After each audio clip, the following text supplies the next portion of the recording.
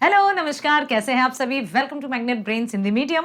मैं लाली वर्मा अपने प्यारे प्यारे 11वीं कक्षा के विद्यार्थियों का दिल से स्वागत करती हूँ। बेटा, आप जहां भी रहें, सुखी रहें, खुश रहें, प्रसन्न रहें, निरोग रहें, स्वस्थ रहें, बस यही प्रार्थना मैं हमेशा करती हूँ। अपने स्वास्थ्य का विशेष रूप से ध्यान रखिएगा, क्योंकि स्वस्थ धन, ये जो हमारा स्वास्थ्य है ना, वही हमारे लिए सबसे बड़ी धन और संपत्ति है। अपने स्वास्थ्य का हम जब ध्यान रखते हैं, तभी हम बाकी सभी कार्यों को भली भांति कर पाते हैं। किसी भी तरह से अपने स्वास्थ्य के प्रति लापरवाही मत बरतिएगा प्लीज। मेरी हाथ जोड़कर आप सभी से विनती है। चलिए शुरू करते हैं हम इस वीडियो को। और मैं लेकर आई हूं आपकी पाठ्य पुस्तक दिगंत भाग 1 काव्यखंड का 11वां पाठ पृथ्वी। आशा करती हूं आपने पहला वीडियो देख लिया होगा। इस वीडियो में हम करने वाले हैं पृथ्वी पाठ के अर्थात कविता के प्रश्नोत्तर। लिखी गई है कविता नरेश सक्सेना जी द्वारा। चलते हैं पाठ्य पुस्तक के पहले प्रश्न की ओर। कवि को पृथ्वी स्त्री की तरह क्यों लगती है? बताइए, कवि को पृथ्वी स्त्री की तरह क्यों लगती है? विद्वान कवि नरेश सक्सेना रचित पृथ्वी शीर्षक कविता में पृथ्वी और एक आम स्त्री के गुण धर्म का साम्य स्थापित किया गया है। गुण धर्म का साम्य स्थापित करना मतलब उनके गुण और धर्म में समानता स्थापित करना, समानता दिखलाना। और बिल्कुल ये समानता एकदम सही है। ऊपरी तौर पर बात पृथ्वी की हुई है, जबकि तात्पर्य तो स्त्री से है। पृथ्वी पर कविता लिखी है, लेकिन उसका मूल्य उद्देश्य केंद्र बिंदु स्त्री है।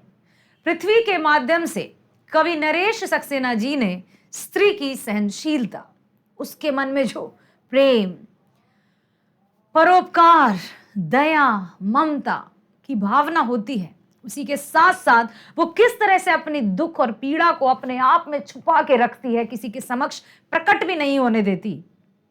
तो बात तो की है पृथ्वी की, लेकिन कहना चाहते हैं वे स्त्री के बारे में। कवि को पृथ्वी स्त्री की तरह लगती है क्योंकि एक स्त्री अपने पूरे जीवन काल अनेक भूमिकाओं में, अनेक केंद्रों, धुरियों के चारों तरफ घूमती रहती है। क्षमा, दया, प्यार, ममता, त्याग, तपस्या। क्षमा, दया, प्यार, ममता, त्याग, तपस्या, ये सब स्त्री को सबसे ऊपर रखते हैं, सर्वोपरि रखते हैं। अपना सर्वस्व औरों को पूर्ण करने में, बुरे को अच्छा बनाने में, गुणी को और अधिक गुणवान बनाने में न्यौछावर कर देती है अपना संपूर्ण जीवन। और ये बिल्कुल हकीकत है, ये आप स्वयं भी जानते हैं कि किस तरह से अपने मन में क्षमा, दया, त्याग, तपस्या, ये सब लेकर अपना सब कुछ समर्पित कर देती है दूसरों के लिए, अपने परिवार के लिए सर्वस्व तैयार रहती है हमेशा। अपने बच्चों पर, अपने विद्यार्थियों पर कभी कोई आंच ना आने पाए, उनकी सफलता में अपनी सफलता देखती है स्त्री। उनकी तरक्की में अपने आप को गौरवान्वित महसूस करती है स्त्री। उनकी हंसी में अपनी हंसी ढूंढती है स्त्री। उनके सुख में अपने दुख भूल जाती है स्त्री। तो एक स्त्री की परिभाषित या स्त्री को परिभाषित करने के लिए कवि नरेश सक्सेना जी ने यहां पृथ्वी को बताया है।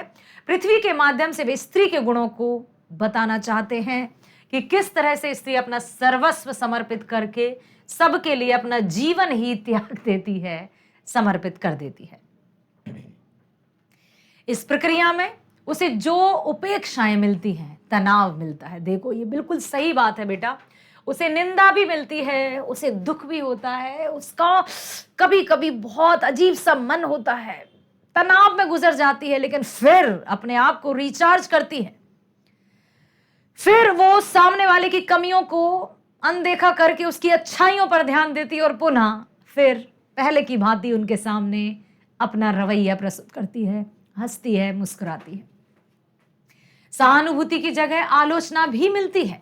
कितना भी कुछ वो सबके लिए कर ले, उसे उपेक्षा मिलती है, उसे आलोचना भी मिलती है।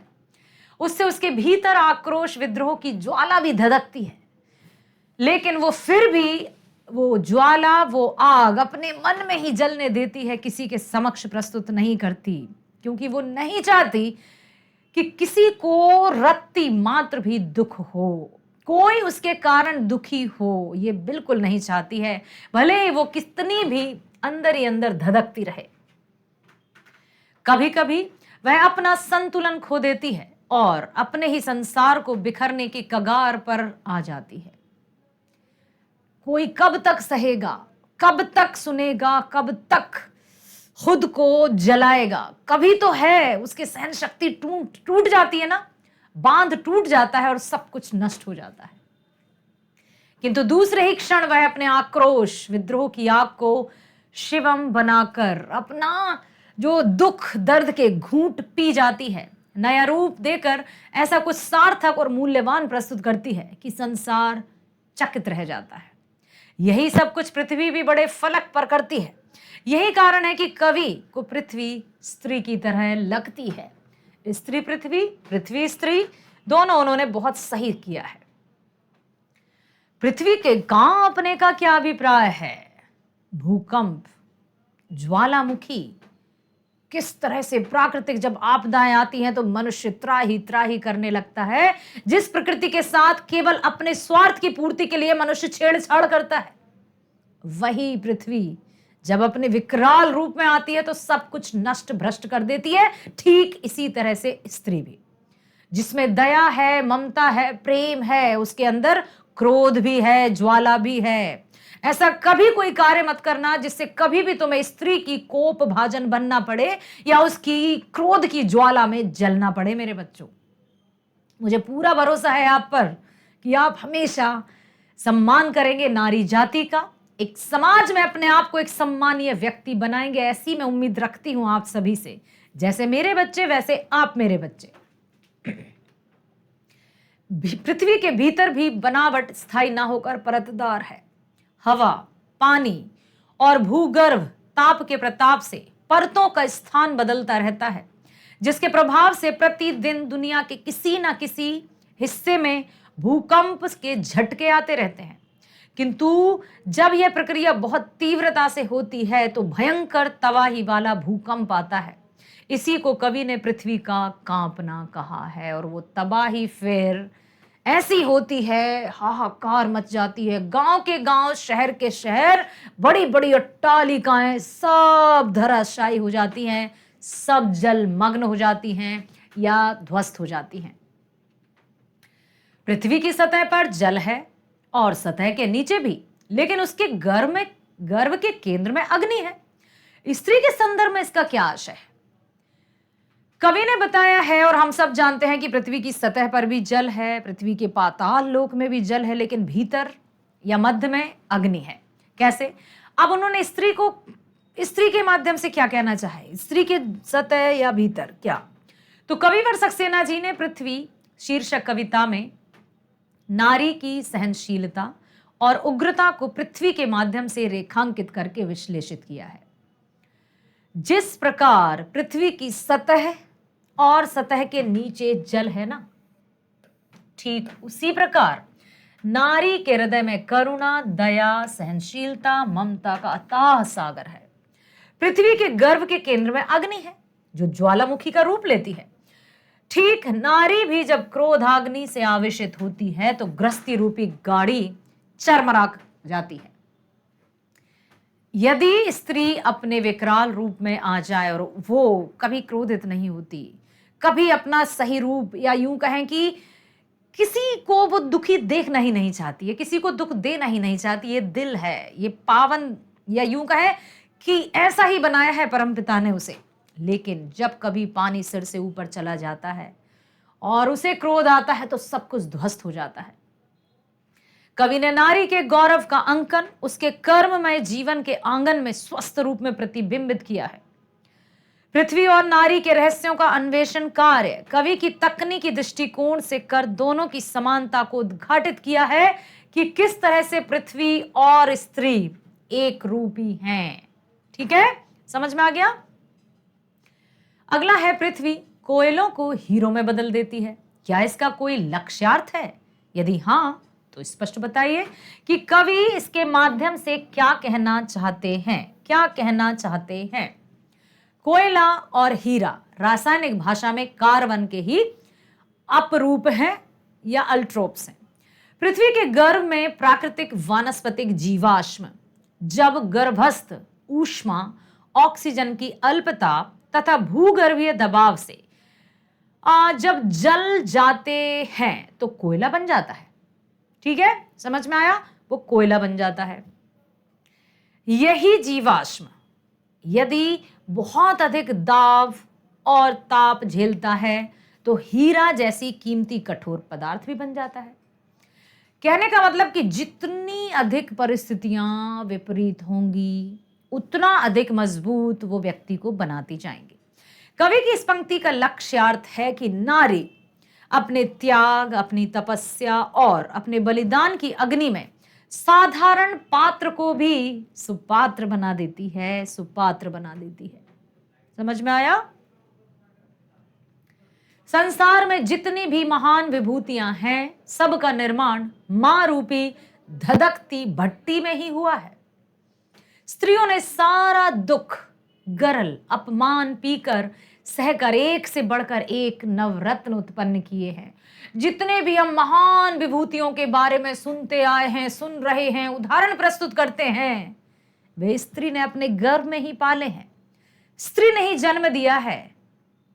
तो ये जो अनमोल रत्न है, उनकी दात्री कौन हुई? मां, स्त्री। स्त्रियों ने सारा दुख, गरल, अपमान पीकर सहकर एक से बढ़कर एक नवरत्न उत्पन्न किए हैं। कोयले को हीरा अर्थात मूर्ख को विद्वान बनाने की साधनात्मक कला स्त्रियों को ही आती है। अगला प्रश्न है, रत्नों से ज्यादा रत्नों के रहस्यों से भरा है तुम्हारा हृदय। कवि ने इस पंक्ति के माध्यम से क्या कहना चाहा है कि रत्नों से ज्यादा रत्नों के रहस्यों से भरा है तुम्हारा हृदय। रत्नों से ज्यादा रत्नों के रहस्य से भरा है तुम्हारा हृदय। इसका तात्पर्य है, महाकवि नरेश सक्सेना जी ने पृथ्वी के विषय में कहा है कि रत्नों से ज्यादा रत्नों के रहस्यों से भरा है तुम्हारा हृदय। पृथ्वी की रहस्यों की गूढ़ती को प्रतिबिंबित करता है। पृथ्वी के गर्भ से प्राप्त हीरा, कोयला, सोना, लोहा इत्यादि जैसे दृश्य रत्नों से तो व्यक्ति परिचित हो जाता है, परंतु पृथ्वी के हृदय, अंदर में पानी, अग्नि, जो एक दूसरे से प्रबल शत्रु हैं, वे एक साथ कैसे रह पाते हैं? जल और अग्नि एक साथ रह नहीं सकते, लेकिन वो भी हैं। कवि विस्मय प्रकट करते हुए, विस्मय मतलब आश्चर्य प्रकट करते हुए कहते हैं कि रत्नों का निर्माण प्रक्रिया के दौरान पृथ्वी को कितना दबाव, कितनी आर्द्रता और ताप को सहना पड़ता है, ये भी अज्ञात है। किस तरह से रत्न बनते हैं? आग की तपिश, भयंकर, उच्च, अत्यधिक, मतलब शीर्ष पर जो हाईएस्ट टेम्परेचर जिसको कहते हैं, उस टेम्परेचर पर कोयला हीरे में परिवर्तित होता है, तो वो कौन सहता है? पृथ्वी। जब मां एक बच्चे को जन्म देती है, वो कष्ट असहनीय होता है। इतना कष्ट, एक 9 महीने कोख में रखकर एक नए जीव को उत्पन्न करना, हे प्रभु। स्त्री को, मैं इसलिए नहीं कि मैं स्वयं एक स्त्री हूं, मैं साक्षात नमन करती हूं परमात्मा द्वारा रचित स्त्री को, जो वास्तव में एक नया जीवन देती है। अपने जीवन को दांव पर लगाकर नए जीवन का निर्माण करती है स्त्री। महाकवि नरेश सक्सेना ने पृथ्वी के विषय में कहा है कि रत्नों से ज्यादा रत्नों के रहस्य से भरा है तुम्हारा हृदय। पृथ्वी के रहस्यों की गूढ़ती को प्रतिबिंबित करता है। जैसे पृथ्वी के गर्भ से प्राप्त हीरा, कोयला, सोना, लोहा इत्यादि जैसे रत्नों से वो व्यक्ति परिचित हो जाता है। सबको ये तो दिखाई देता है कि अरे वाह, हीरा, कोयला, सोना, लोहा, सब कुछ दिखाई देता है, लेकिन वो पृथ्वी के हृदय, मतलब जो पृथ्वी के अंदर पानी, अग्नि, एक दूसरे से शत्रु हैं, वे कैसे रहते होंगे, किस तरह से वो कष्ट सहती होगी, ये किसी को नहीं दिखाई देता। तो रत्नों का निर्माण प्रक्रिया के दौरान पृथ्वी को कितना दबाव सहना पड़ता है, कितना कष्ट होता है, ये किसी को दिखाई नहीं देता। एक और बात मैं आपसे कहना चाहती हूं कि जब हम सफलता प्राप्त कर लेते हैं ना बेटा, सिर्फ व्यक्तियों को सफलता दिखाई देती है, उसके पीछे की मेहनत नहीं। इसलिए किसी भी तरह से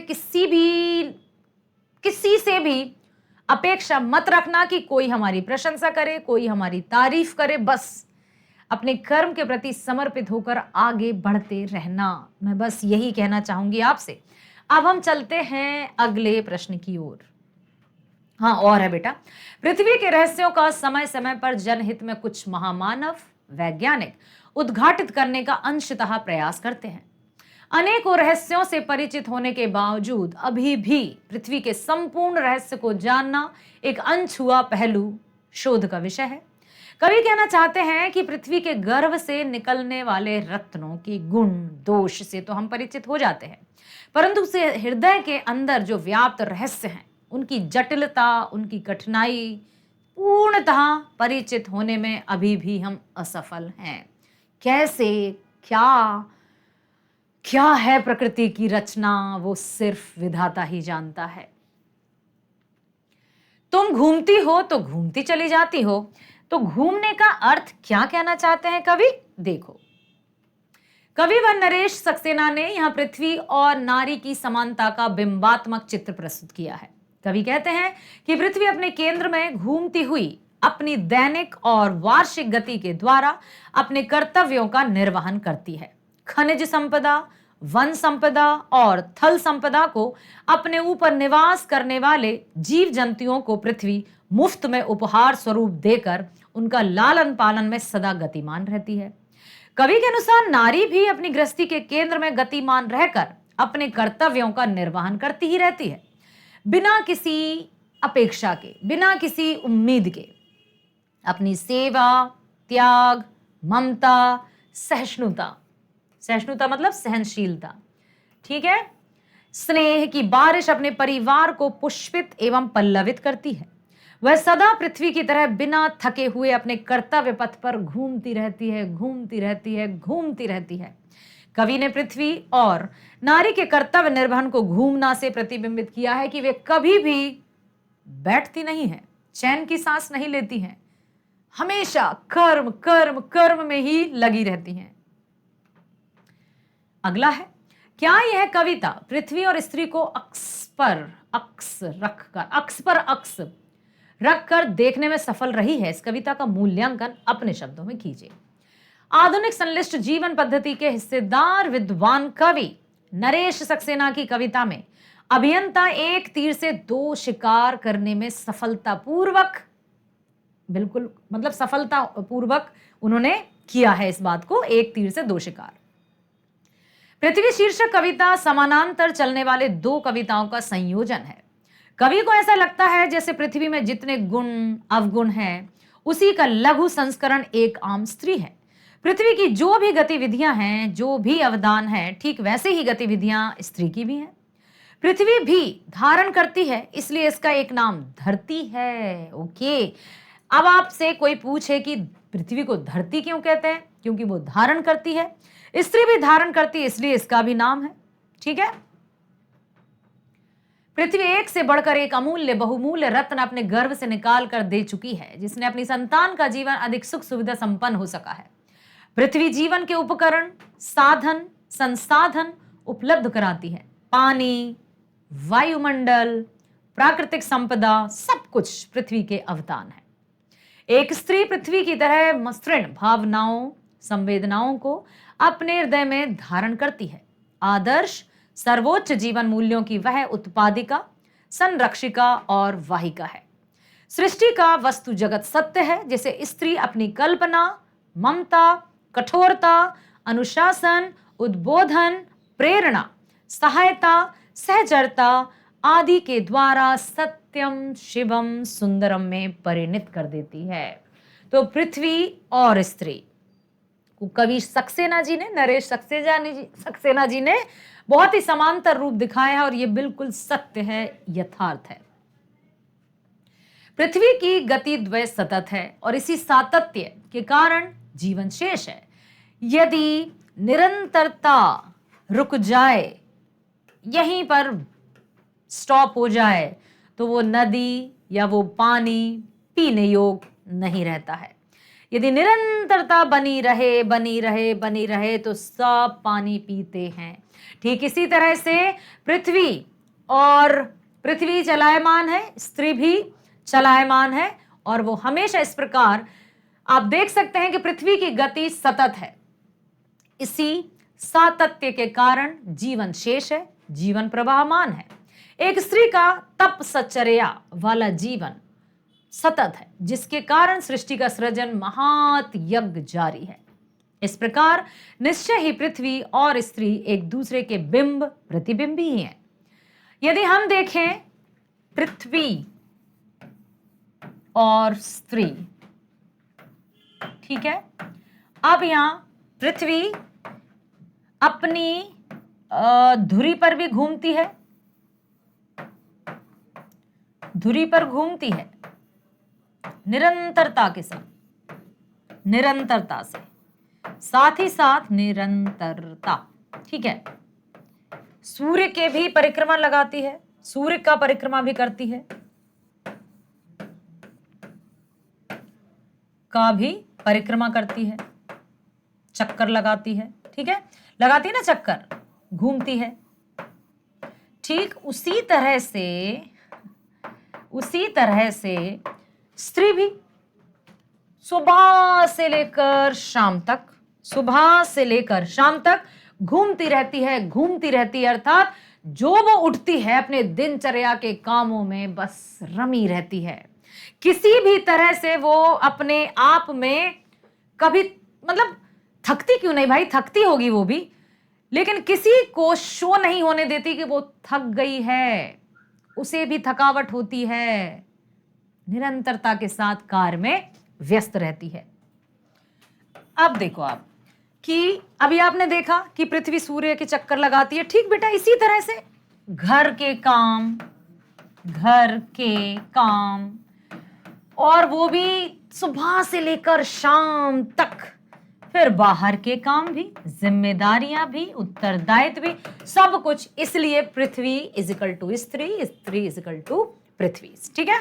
चल, पृथ्वी की गतित्व सतत, और इसी सातत्य के कारण जीवन शेष है, जीवन प्रवाहमान है। एक स्त्री का तपश्चर्या वाला जीवन भी सतत है, जिसके कारण सृष्टि का सृजन जारी है।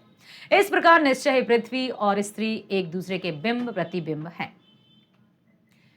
अब है कविता के आसपास। आपके विचार से क्या पृथ्वी और स्त्री में समानताएं हैं? कविता से अलग हटकर अपने उत्तर के पक्ष में तर्क दीजिए। यस, धरती और स्त्री की समानता हर क्षेत्र में बिखरी हुई है।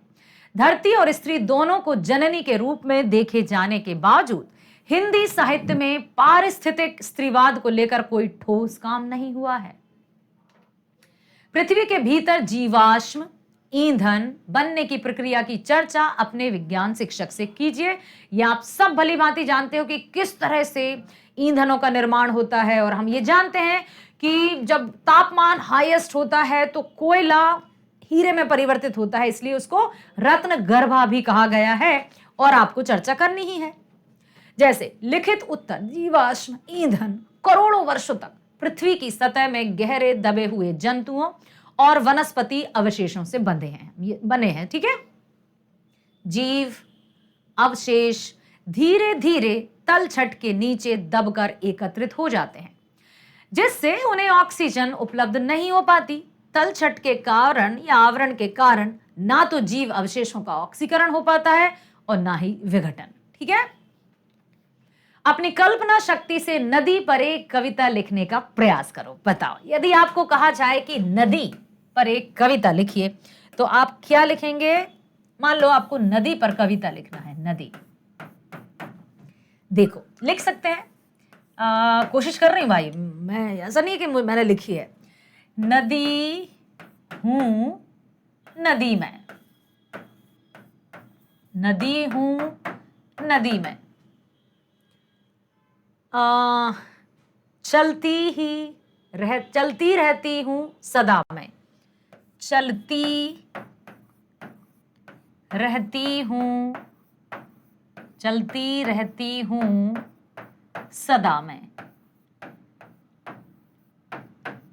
ठीक है। जीवन में नहीं है रुकना, जीवन में नहीं है रुकना, नहीं है रुकना, और नहीं अब अपन क्या लिखेंगे, अब बना रही हूं, आप भी पंक्तियां मेरे साथ साथ बना सकते हो। नदी हूं नदी में चलती रहती हूं सदा में, जीवन में नहीं है रुकना, और किसी के सामने नहीं है झुकना। लिख सकते हैं हम, कल्पना है, किसी के सामने नहीं है झुकना, नहीं है झुकना। तो अब मेरे बच्चों इस कविता को बढ़ाएंगे आप लोग आगे, देख लो एक बार, और मुझे कमेंट सेक्शन में पूरी कविता चाहिए, पूरी कविता। स्टार्ट मैंने कर दिया है, शुरुआत मैंने कर दी है नदी पर कविता।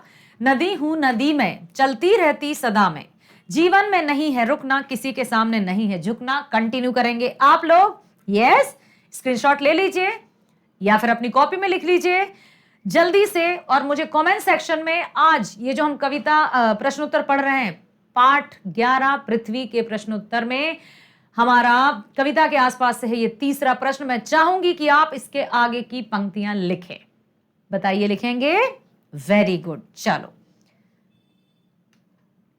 निम्नलिखित शब्दों के पर्यायवाची लिखिए। पृथ्वी, धरती, धरा, भू, रत्नगर्भ, बहुत सारे नाम हैं।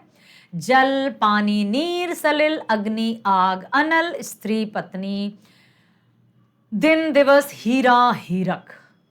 कभी कभी कांपती हूं मैं, कभी कभी में कौन सा अलंकार है? कभी कभी में कौन सा अलंकार है? कभी कभी में अव्ययी भाव समास है। कौन सा समास है? अव्ययी भाव समास। ओके, क्योंकि ये कभी बदलता नहीं है। व्याकरण का नियम है कि संज्ञा की द्विरुक्ति वाले शब्द अव्ययी भाव होते हैं। अव्ययी भाव समास वहां होता है जहां समस्त सामासिक पद क्रिया विशेषण के रूप में प्रयुक्त होता है। अव्ययी भाव सामासिक पद का रूप, लिंग, वचन आदि के कारण कभी भी नहीं बदलता। अन्य उदाहरण, कभी कभी, हाथों हाथ, दिनों दिन, रातों रात, कोठे कोठे, आप ही आप, एकाएक, ये सब आते हैं आपके अव्ययी भाव समास में। इन शब्दों से विशेषण बनाना है। स्त्री, स्त्रीत्व, पृथ्वी, स्त्रीण, पृथ्वी, पार्थिव, केंद्र, केंद्रीय, पर्वत, पर्वतीय, शहर, शहरी, सतही, आग्नेय। इस कविता में पृथ्वी प्रस्तुत है और स्त्री अप्रस्तुत, मतलब यहां पर प्रत्यक्ष रूप से पृथ्वी को दिखाया है, लेकिन स्त्री को परोक्ष रूप से, इनडायरेक्टली। आप प्रस्तुत और अप्रस्तुत के भेद को स्पष्ट करिए और बताइए। काव्य शास्त्र के अनुसार प्रस्तुत को ही उपमेय और अप्रस्तुत को उपमान कहा जाता है। जो प्रस्तुत है उसे उपमेय, जो अप्रस्तुत है उसे उपमान, क्योंकि हम जिससे तुलना करते हैं उपमान कहलाता है, जो हमारे सामने नहीं रहता। उपमेय, उपमान का उपयोग अपना और रूपक अलंकार में सर्वाधिक होता है। उपमा और रूपक अलंकार में, एक उपमा अलंकार और दूसरा रूपक अलंकार में इनका सबसे अधिक प्रयोग होता है। किनका? किनका? उपमान और उपमेय का। उपमान और उपमेय का सबसे अधिक प्रयोग रूपक और उपमा अलंकार में होता है।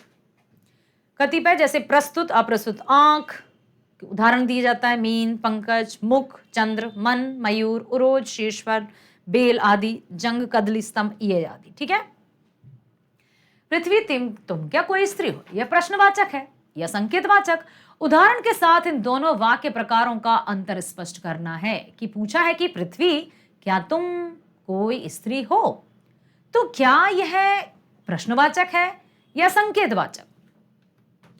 बेटा, पृथ्वी शीर्षक कविता में पृथ्वी, क्या तुम कोई स्त्री हो, वाक्य 3 बार प्रयुक्त हुआ है। क्या का प्रयोग होने के बावजूद यह प्रश्नवाचक वाक्य नहीं है, क्योंकि कहीं भी प्रश्नवाचक चिन्ह का उपयोग नहीं हुआ है। हम ये नहीं कह सकते कि शायद लेखक कवि लगाना भूल गए होंगे, ऐसा तो हो नहीं सकता। प्रश्नवाचक वाक्य से किसी प्रकार का प्रश्न पूछे जाने का बोध होता है और वाक्यांत में प्रश्नवाचक चिन्ह लगा रहता है। जैसे, क्या तुम पढ़ रहे हो? तुम क्या पढ़ रहे हो? तुम जी रहे हो? तुम्हें कौन नहीं जानता? कौन क्या जानता? ये सब हम जानते हैं। संकेतवाचक वाक्य का ही उदाहरण है। पृथ्वी, क्या तुम कोई स्त्री हो? संकेतवाचक वाक्य में कोई संकेत या शर्त सूचित होती है। यदि बचाया होता तो आज मजा करते। तुम क्या ख्याली पुलाव पकाते हो? कुछ काम करो। आपकी दृष्टि में क्या करना चाहिए? ये सब संकेतवाचक है। निम्नलिखित शब्दों का वाक्य में द्वारा लिंग निर्णय करना है। पृथ्वी क्या है? स्त्रीलिंग। हमारी पृथ्वी गोल है। स्त्री स्त्री है। केंद्र पुल्लिंग, पृथ्वी का केंद्र स्थित है। गर्भ पुल्लिंग, गर्भ में रत्न भरा है। जल, तालाब का जल मीठा है। जल अंधेरा है। उजाला भी पुल्लिंग है। ताप भी पुल्लिंग है। हृदय पुल्लिंग, आपका हृदय महान है। प्रक्रिया, तुम्हारी प्रक्रिया शोभनीय है। गृहस्थी स्त्रीलिंग, गृहस्थी कैसी है?